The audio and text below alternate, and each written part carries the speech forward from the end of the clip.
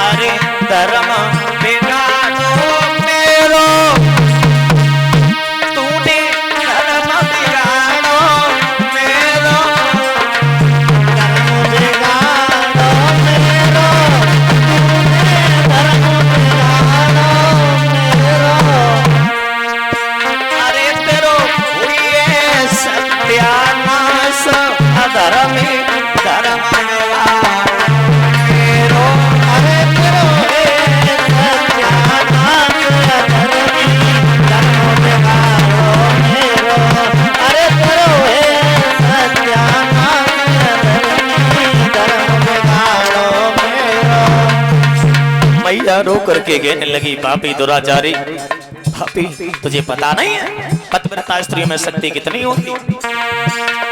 जो पहले जान नहीं लेती, तेसरा को भस्म करी देती। जो पहले जान लेती, तेसरा को भस्म कर देती। जो पहले जान लेती, तेसरा को भस्म करी देती। जो पहले जान लेती, तेसरा को भस्म कर देती। तूने कर डालो बर्बाद धर्म बिगाड़ो मेरो। तूने कर डालो बर्बाद अधर्मी धर्म बिगाड़ो मेरो। अरे तेरो ये सत्यानाश भागे धर्म बिगाड़ो मेरो। अरे तेरो सत्यानाश अभागे धर्म बिगाड़ो मेरो। जवाब दिया पापी दुराचारी, अरे नीच, अगर मैं पहले जान लेती पतिव्रता स्त्री में शक्ति कितनी है, तुझे पता नहीं है, तुझे बहुत भी नहीं है, तुझे श्राप दे करके इसी वक्त तुझे भस्म भी कर सकती हूँ। पर लेकिन तूने हमारे साथ में छल कर दिया, तूने हमारे तन के ऊपर हाथ रख दिया। पता नहीं, पता नहीं, पता नहीं कैसा तेरे द्वारा जो पुत्र होगा, पता नहीं कैसा होगा। जवाब दिया, हंसने लगा राक्षस, बोला पता नहीं, अरे भला का जमाना ही नहीं है। अरे हमने तेरी गोदी खाली देगी, हमने तेरी गोदी को भर दिया, इसका मतलब ये, मतलब हमने बुरा किया। जवाब दिया, पापी पापी, पता नहीं मैं तेरी जैसा कहीं बालक। जवाब दिया, पागल हो, तेरे जैसा होगा, चश्मा लगा। ऐसा होगा पता कि मेरे समान योद्धा होगा, अब से कोई जीत न पाएगा। और राजा और नर की बात कहा, बस इंद्र हार के जाएगा। मेरे बालक के अंदर एक बहुत खूबी होगी। अरे ऋषियों और ब्राह्मणों को बेशक रोज सताएगा, पर याद रहे मेरी ओ प्यारी, भगवान के हाथ से जाएगा। परम पिता परमात्मा स्वयं मारने के लिए आएंगे, उसे कोई मार नहीं सकता, ऐसा तो बलशाली पुत्र होगा। इतने शब्द कहने के बाद में वो राक्षस अंतर ध्यान हो गया। वही पतिव्रता स्त्री मैया वापस लौट आई। जब वापस लौट के आई है सनिल, तो जो मां है, कहते हैं जब गर्भ ठहर जाता है सनिल, जब गर्भ ठहर जाता है तो कभी मां को कभी गंदे गाना नहीं गाने चाहिए अरविंद, और कभी भी गंदी घर में तस्वीर ही नहीं रखनी चाहिए। आज को जमानो ही बुरो है, छोटे छोटे बच्चा है, अम्मा सगात मैया बेटा जो तस्वीर की नगी है, गोविंदा जो तस्वीर की नगी है, रवीना टंडन, समझो क्या संस्कार भगवान कन्हैया वाले आएंगे, क्या राम वाले आएंगे संस्कार? ऐसा नहीं। कभी अगर माँ की गर्भ ठहर जाता है तो कभी भी गंदे गाना नहीं गाने चाहिए, और ना घर में गंदी तस्वीरें रखनी चाहिए। और गाना जब गाती है ना, देखो गाना गाने के लिए हम ये नहीं कहते गाना मत गाओ, गाना गाओ, पर गाना दो प्रकार के होते हैं, अच्छे और गलत।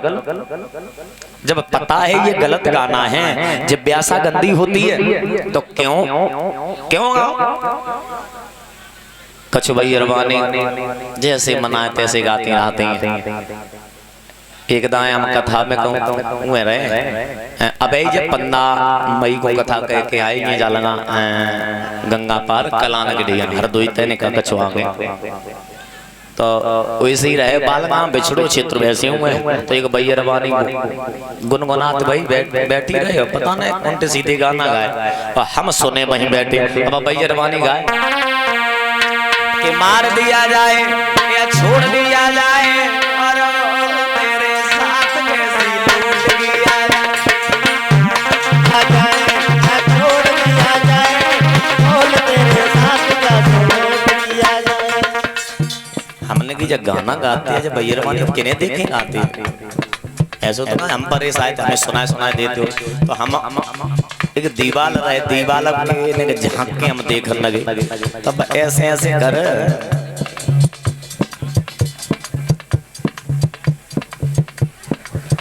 जा पे दल्लो अपे नाखून और बाकी लगा देख देंगे कि मार दिया जाए या छोड़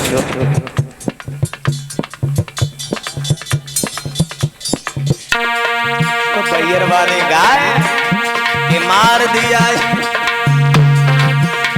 या छोड़ दिया जाए और बोल तेरे साथ कैसी लूट दिया जाए मार दिया जाए या छोड़ दिया जाए बोल तेरे साथ का छोड़ दिया जाए। अब बैर वाली गाय तो हमने सोचे गाना जब गाते हैं कछु धरो है ना गुण 22 सुनाए गाए रही है। अब हमने जब देखो गौर से तो बाकी कछु उदड़ू रहे परीक्षित महाराज उदड़ू रहे तो मतलब हमने सोची देखो जैसे माँ के जब गर्भ ठहर जाता है तो कभी गंदे गाना नहीं गाने चाहिए लेकिन जब मैया गंदे अंधे गाना सब गाते हैं पर लेकिन फिर हमने 22 दिन कथा में जैसे हम दिन में जब गद्दी पे गए तब फिर हमने भाई बैरवानी को सुनाए कि हमने अपनी तरज में गाना ढालो हमने कि देखो आजकल की बैरवानी ऐसे ऐसे गाना गाते हैं अब माधव को अंदाज कुछ और है कि वेद पढ़ा जाए हवन किया जाए और ऐसे ही परिवार को स्वर्ग कहा जाए वेद पढ़ा जाए हवन किया जाए ऐसे ही परिवार को स्वर्ग कहा जाए। वेद पढ़ा जाए हवन किया जाए और ऐसे ही परिवार को स्वर्ग कहा जाए वेद पढ़ा जाए हवन किया जाए ऐसे ही परिवार को स्वर्ग कहा जाए। ये मार दिया जाए या छोड़ दिया जाए और बोल तेरे साथ कैसी तब हमने समझाओ पर लेकिन समझ गई बे श्री देवी याद रखना मेरे भगवत श्रोताओ माँ के अगर गर्भ है तो कभी गंदे गाना नहीं गाने चाहिए भगवान का भजन करना चाहिए माता निर्माता भगवत माँ चाहे बच्चे को जैसा बनाए वैसा बना सकती है। याद रखना मेरे भगवत श्रोताओ बालक का जन्म हुआ असगुन पर असगुन नजर आ रही है कि बालक के पैदा होती ही आंधी तूफान मचान लगी आ गया उबाल तालाबों में एक महाप्रलय दिखलान लगी। कलश वाली बेटियां बाहर निकल आए भैया सम्मान करना चाहेंगे। याद रखना मेरे भगवत श्रोताओ बालक धीरे धीरे कुछ सियाना हुआ और जब सियाना हुआ है बालक कुछ सियाना हो गया तो जरा जरा से बालकों को लेके जाता है खेलने के बहाने और खेल करता है किसी का हाथ तोड़ देता है किसी का पैर तोड़ देता है। ये शिकायतें उग्रसेन के पास में आने लगी। जवाब दिया महाराज अगर किसी घर की बात होती तो हम आपको बताएं पर लेकिन आपके घर की बात है हम किसको बताएं। उग्रसेन ने अपने पुत्र को बुलाया जवाब दिया बेटा पिताजी हम तुम्हारे रिश्ते में कौन हो। सब जानते हैं आप हमारे बाप को। इज्जत से नाम लो पिताजी आगे जी आगे जी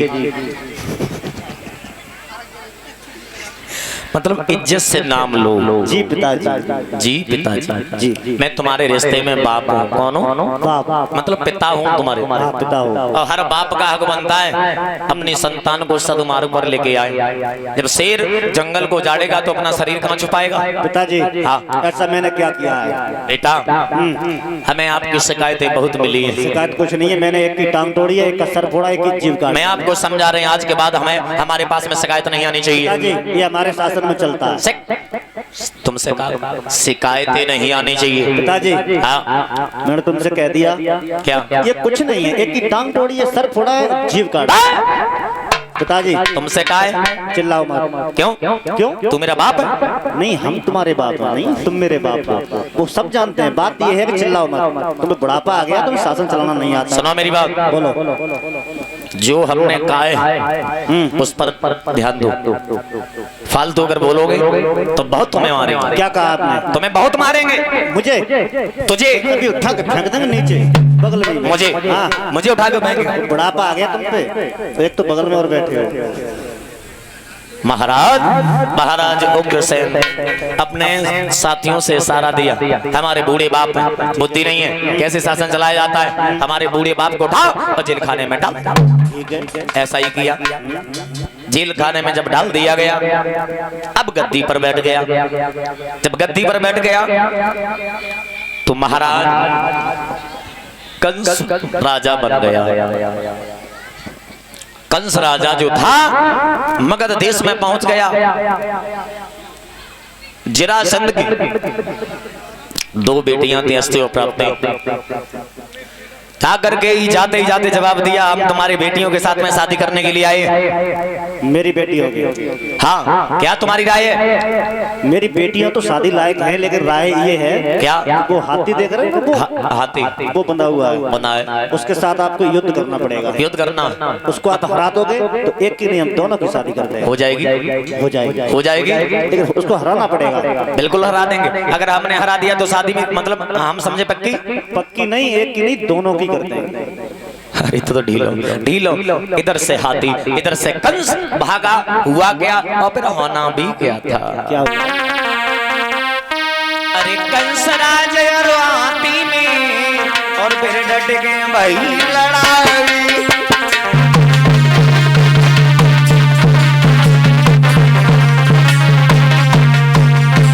एक से एक बलवान रे नारी खाए रहे भाई।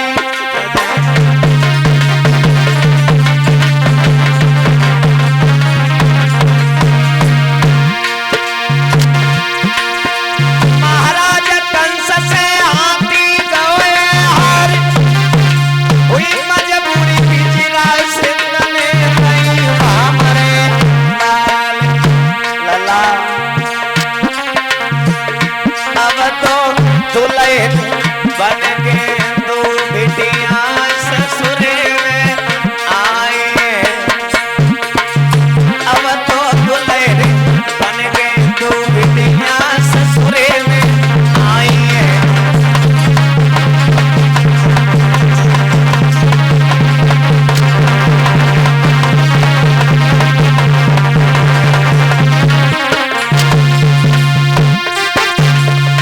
ससुरे में आई है, लला ससुरे में आई है। अब तो दुल्हन बन के 2 बेटियां ससुरे में आई है। अब तो दुल्हन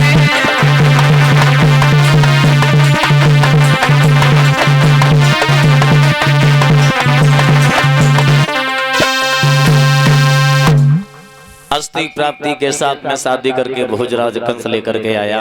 अपने हिसाब से राज्य को चलाने लगा। जब राज्य को चलाने लगा है मेरे भगवत श्रोताओ, धीरे धीरे धीरे धीरे एक समय की बात है, अत्याचार पर अत्याचार करता है। बटेश्वर के पास में पड़ता है सौरीपुर गांव। सौरीपुर गांव के रहने वाले सूरसेन के पुत्र वसुदेव भोजराज कंस से मथुरा गए थे मिलने के लिए। जैसे ही आता हुआ देखा, उच्चासन पर बैठाला, जवाब दिया वसुदेव बैठो। वसुदेव को जैसे ही आदर के साथ में बैठाला है, और इधर भोजराज कंस ने जवाब दिया, वसुदेव हमारी कुछ मन में इच्छा है। हमारे चाचा जो देवक है, देवक की लड़की है देवकी, हमारी इच्छा है तुम्हारी साथ में शादी कर दे। हमारी चचेरी बहन है। जवाब दिया आपकी इच्छा जो हमारी इच्छा। वैसे ही शादी करने के लिए जैसे ही तैयार हुए, वसुदेव को दूल्हा बनाया और दुल्हन बनाया गया देवकी को। अच्छा, जब देवकी को जब दुल्हन बनाया गया, शादी की जो रस्में होती हैं वो पूरी हुई। बहन रो करके बोली, भैया मुझे क्यों भेज रहा है, क्यों भेज रहा है? रो करके बोली, काए भेज रहो विदेश भैया काए पठाए रहो विदेश भैया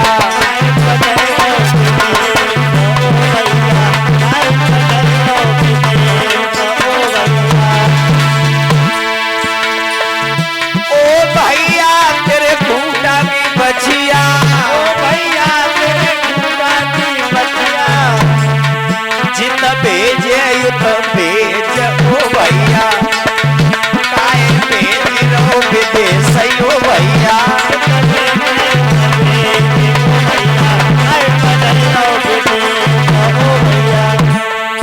भोजराज कंस बोला बहन हर बहन को जाना होता हर बहन को जाना होता एक न एक दिन ओ मेरी बेटा काय रोती है बेटी पराया धन होती है तेरी चौथी चलाई बटे सरस तेरी चौथी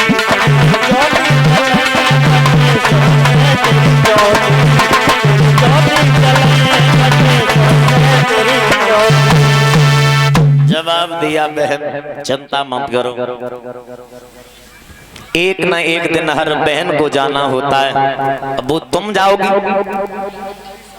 जैसे ही माँ बाप की इज्जत यहाँ रखी वैसे ही इज्जत माँ रखना जब विदा करने के लिए जैसे ही भोजराज का सलाह ये सम्मान हुआ है Krishna Yadav son of Sanoj driver भैया की तरफ से आलोक यादव हरिओम यादव ये समस्त साथियों को सम्मान कर रहे हैं कलश वाली कन्याओं को एक टिप्पण प्रदान किया 101 मुद्राओं से हमारा सम्मान किया भगवान कन्हैया से कामना करेंगे कन्हैया सदैव भैया के दिल की भंडार भरती रहे बोलिए गोविंद भगवान की संत भगवान की विदा करने के लिए जैसे ही भोजराज कंस चलाए बहुत प्रसन्न था बहुत प्रसन्न कहते हैं सुख और सुख के बाद में जो दुख आ जाए तो क्या बीतेगी उस पर कि रथ में देवकी जाए रही है और पीछे से एक रसाला है ताके पीछे कंस राज वसुदेव कुंवर का साला है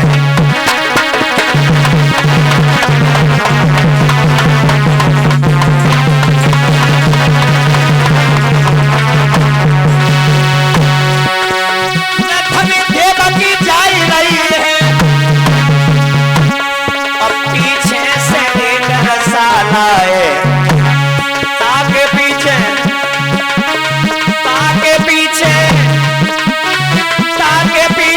कंसराज वसुदेव कुंवर का साला है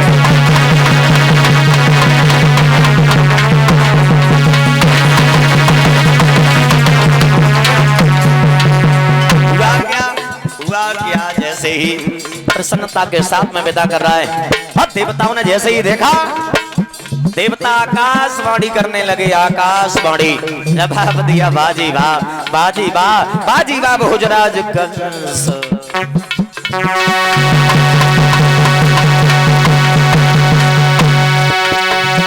एक कंस मति भूल करा और ये फूल धूल हो जाएगा मेरी देवकी की अरे तेरी बहना के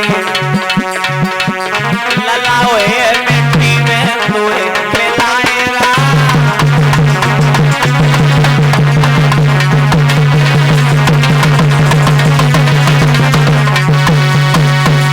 जवाब दिया आकाशवाणी देवता करने लगे अबे कंस कंस मत भूल जरा ये फूल धूल हो जाएगा और बेन देवकी के 8वां लाल हुए मिट्टी में तोए में लाएगा जवाब दिया ये नहीं हो सकता ये नहीं हो सकता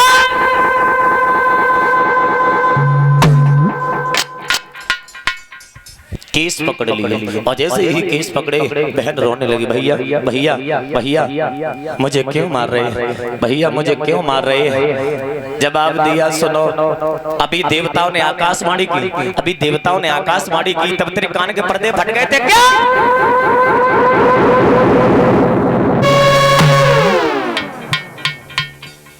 याद रखना मेरे भगवत श्रोताओं,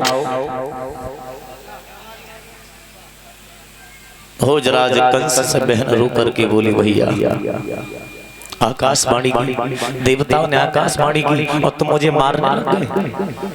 हमने तो कहा था भैया मुझे क्यों भेज रहा है, पर लेकिन तुम भैया तुम्हें नहीं मालूम भैया,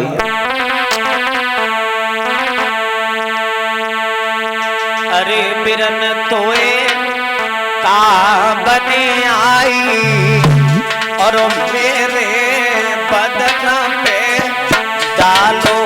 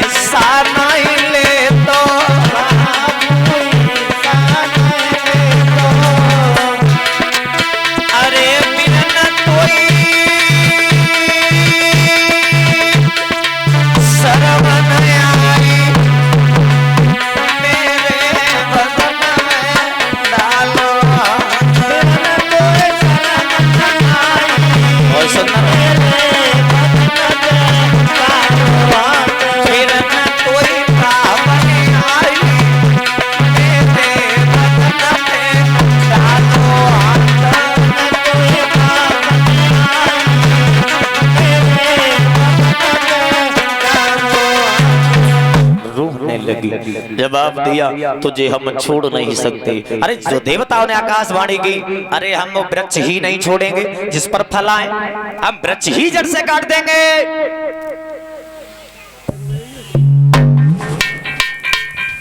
याद रखना, याद रखना।